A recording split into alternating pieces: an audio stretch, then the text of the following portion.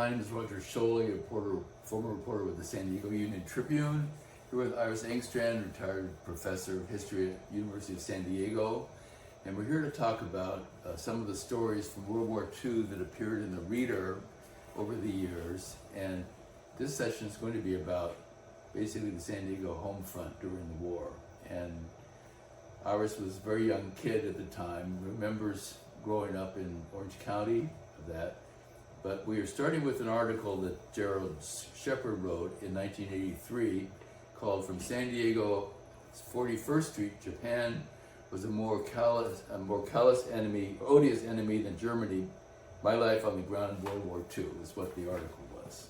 And as with most Reader articles, they're long-form journalism with very long stories, hundreds of words, and I encourage you to read the originals, which are online. So we're going to take that as a jumping off point to talk about the same topic about San Diego and Southern California during World War II. So Iris, tell us a bit about where you grew up and what you remember of that period. All right, when World War II started and the bombing of Pearl Harbor, I was 7 years old, my brother was 10, and we were in Newport Beach, and people were running out of the houses, and all of a sudden, just there was a phone call, and then everybody was on the phone, and people were on, and my brother said, "What's Pearl Harbor?" And I said, "I don't know what it is either, but it's making everybody really upset." But we didn't know at that age, I'm 7 years old, that years would go by when we were feeling the results of that bombing at Pearl Harbor. We soon obviously found out that the Japanese, and also we didn't have any feeling about the Japanese, but they right away became our enemies. And we really didn't know anybody that was Japanese, and we'd never heard about the Germans. I mean, I'm 7, you're not exactly watching the news, right, because we didn't watch the news and listened on the radio. And so we didn't know really what kind of an effect. Well, certainly we had many effects. Yeah. And the main effect was gas rationing. And my dad, fortunately, had a job in a defense plant, except we never knew where it was or what he did, but he got gasoline, he got extra stamps. And so we didn't care what he did as long as we had. So just little things that happened. We had to change churches because the Catholic Church was just within walking distance and the Presbyterian was way far. And so because of gas rationing, then there's a little church on the main street of Balboa Island that you could get to easily. And then all sorts of little things that now just seems kind of insignificant. But one of them that my mother complained about all the time, she couldn't get butter. And so we had this new thing called margarine, and it was in a white package, and it was awful looking, but then they pretty soon had a little color button that you pushed, then you mixed it with your white thing or whatever it was, greasy thing, and it turned into what was called margarine. And I remember all through the war, my mother complaining about not having butter, which seems kind of irrelevant to the bad things that were happening, but we got shortages of everything. Shortages of chocolate, my mother could not get a pair of hose, and she was always complaining about that. We didn't care whether she had stockings on or not. Then women started getting to work and going to work in defense plant, and they wore slacks. Just think, that's when women started wearing pants. I think they've been wearing them ever since. And my mother went to the Red Cross and rolled bandages, and there was a whole different atmosphere. And in school, school turned into a defense plant.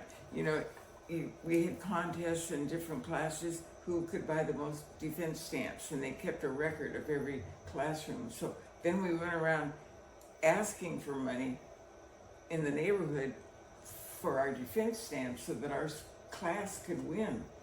And so everything seemed to be tied into the war. And two words that I still remember: for the duration. We can't do that for the duration. And none of us kids knew what that word meant. The duration of what? and it was the duration of the war, but they never said the whole thing out. And just little, and the black market, oh, that was another great thing. We were always looking for the black market, some market being painted black where you could get stuff. And so I remember saying to my mother, well, why don't we go to the black market? She said, well, you don't go there. You just get things sort of from there. Well, anyway, if you're 7 or 8, 9 years old, you really don't know what this means.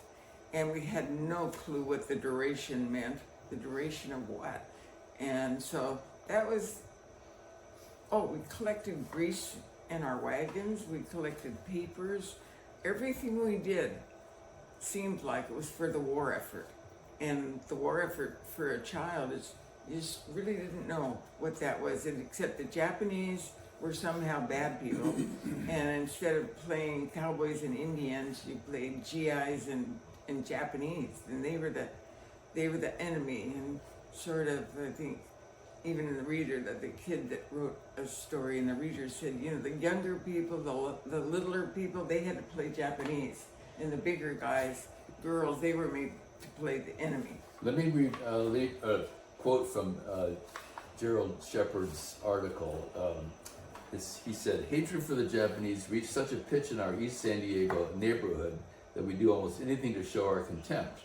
One time, some kid at Sacred Heart School right down the street from where I lived got hold of a Japanese flag, the one with the big bright red sun in the center that we generally call the meatball banner, and sold chances to spit on it for 3 cents, a considerable sum of money to a grade school student in those days. We all lined up. I'm not kidding. The line went across the playground, paid our money, and spat on the flag with a genuine sense of satisfaction. For all I know, the little entrepreneur put himself through college with the proceeds. Well, all I can say is girls would not spit on anything, so we were not involved in that. Of course, at the opening days of the war, at least for San Diego, people were afraid there'd be a Japanese attack. So immediately the next day, or that day, they started having blackout curtains, and you were supposed to turn your lights off, and there was a camouflage that was put on Pacific Highway, and all these steps taken in case the Japanese attacked Pacific, but in fact they never did, although there were some submarines that patrolled off the west coast.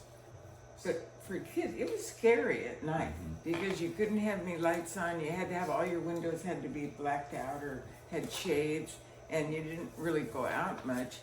And the not really understanding the war, although we knew there was a whole lot more people coming to San Diego, and they started building in Linda Vista houses, which are still, I still remember the war houses, and they were more or less alike, and they built them really fast. But we were just restricted in everything. We never could go anywhere.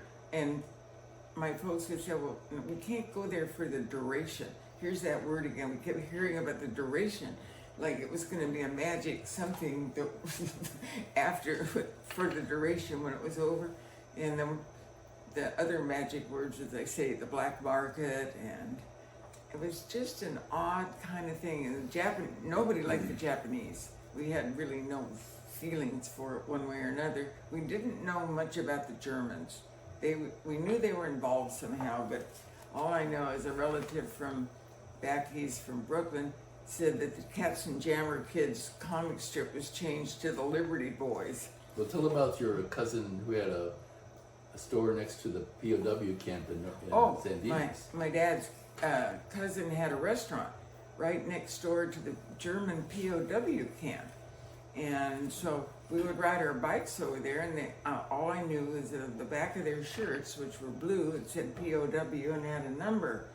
And I asked my uncle, who are they? What are they doing? They said, well, they're the captured Germans that are now here, but they seemed fine. It was an agricultural area, and they worked in the fields, and they certainly didn't look dangerous. And so, of course, my uncle said, well, don't ride your bike over there, just go the other way. And I said, but they're really interesting. They want to talk to us, but we can't talk to them because we don't know what they're saying. And so for us, for kids, they didn't seem prisoners of war. We didn't even know what that really meant. Well, of course, one thing that people know about now, of course, is there was a internship camps for Japanese Americans all throughout the war. And Shepard writes, without trial or benefit of legal process, 110,000 Japanese Americans who lived on the West Coast, 70,000 of them U.S. citizens, were carted away overnight, kept in internment camps until the war was over. They were victims of mass hysteria, rumor mongering, and a public blinded by a need to protect the homeland and defeat the enemy at all costs.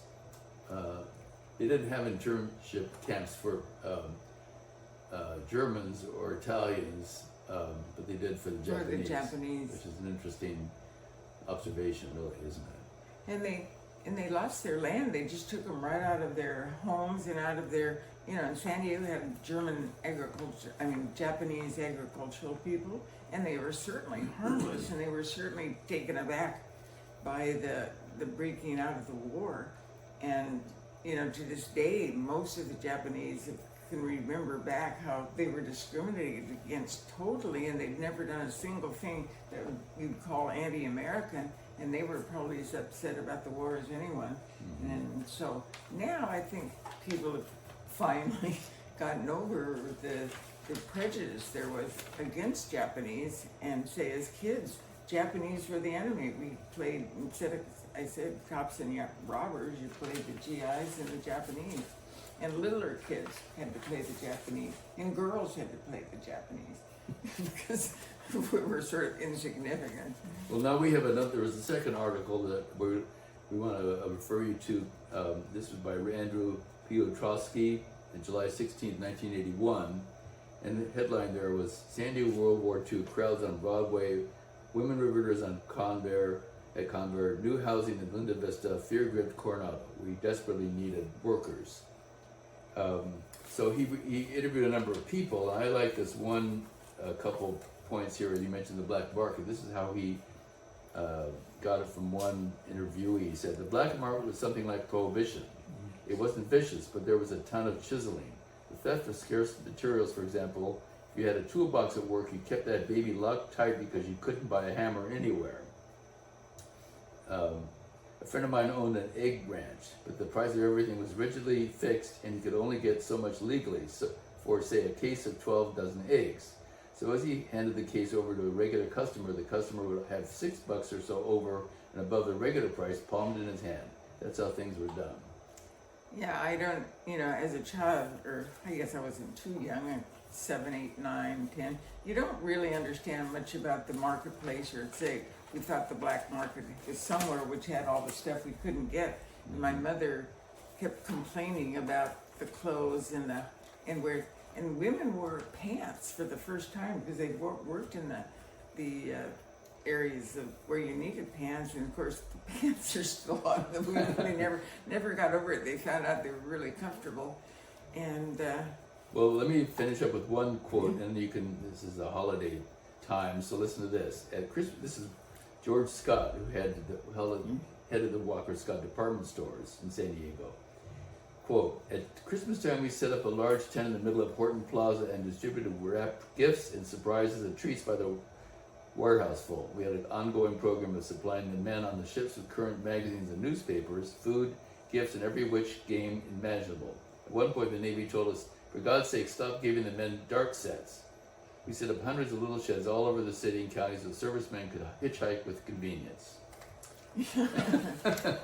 So there was not only in your own family, but there was this patriotic fervor and support of the troops. You still hear that today.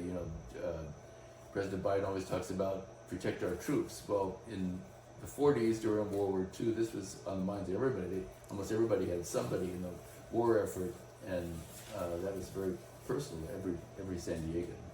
And the kind of sad thing about the war is you'd be walking down the street, and when the people had a son in the war who was wounded, they put a star, and then if he died, they put a gold star. And so if we passed a house with a gold star, people were all really sad. All right, thank you very much, Iris.